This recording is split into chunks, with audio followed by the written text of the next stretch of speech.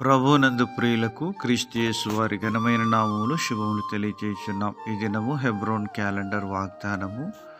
వారు వేడుకొనక మునుపు నేను ఉత్తరమిచ్చేదను. యెషయా గ్రంథం 65వ అధ్యాయం 24వ చరణంలో దేవుడు ఈ మాటలు తెలియజేస్తూ ఉన్నాడు. ప్రియమైనటువంటి దైవజనమ, మరి దేవుడు తన ప్రజల యొక్క అవసరతలు అక్కరలు ఎరిగినటువంటి దేవుడుగా ఉంటున్నాడు.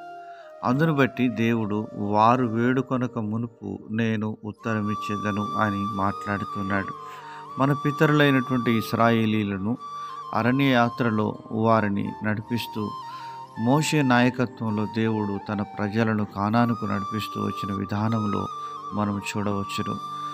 వారు వేడుకొనక మునిపే దేవుడు మరి ఆకాశమును తెరిచి మన్నాను కురిపిస్తూ వచ్చినాడు. బండలో నుంచి జీవజలాన్ని రప్పిస్తూ వచ్చినాడు. ఇలాగున 7 రకాలైనటువంటి శత్రు సమూహములను దేవుడు తొలగించి వారి జీవితంలో గొప్ప మేలును జరిగిస్తూ వచ్చినాడు.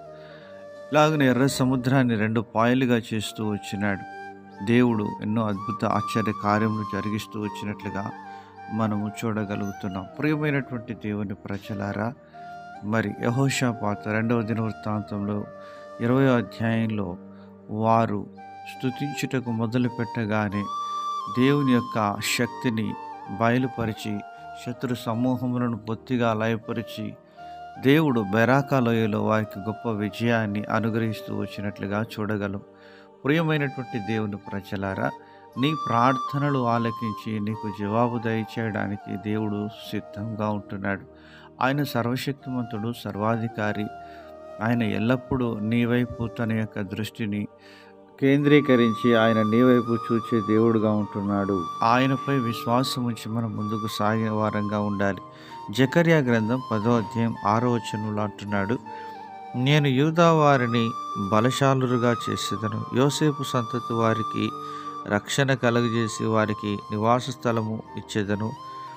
నేను వారి ఎడల జాలిపడుదును, నేను వారి దేవుడనైన యెహోవాను, నేను వారి మనవి ఆలకింపగా నేను వారిని విడిచిపెట్టిన సంగతి వారు మరచిపోదురు అని మాట్లాడుతున్నాడు. ప్రియమైనటువంటి దేవుని ప్రజలారా, దేవుడు మన మనవి ఆలకించి మనకు సహాయం చేయుటకు శక్తిమంతుడిగా ఉంటున్నాడు. ఈరోజు మనం వేటి కొరకైతే ప్రభు సన్నిధిలో మొరపెడుతున్నామో అవన్నీ కూడా దేవుడు ఇస్తాడని విశ్వాసంతో ముందుకు సాగి వాటన్నిటిని పొందుకుందుముగాక.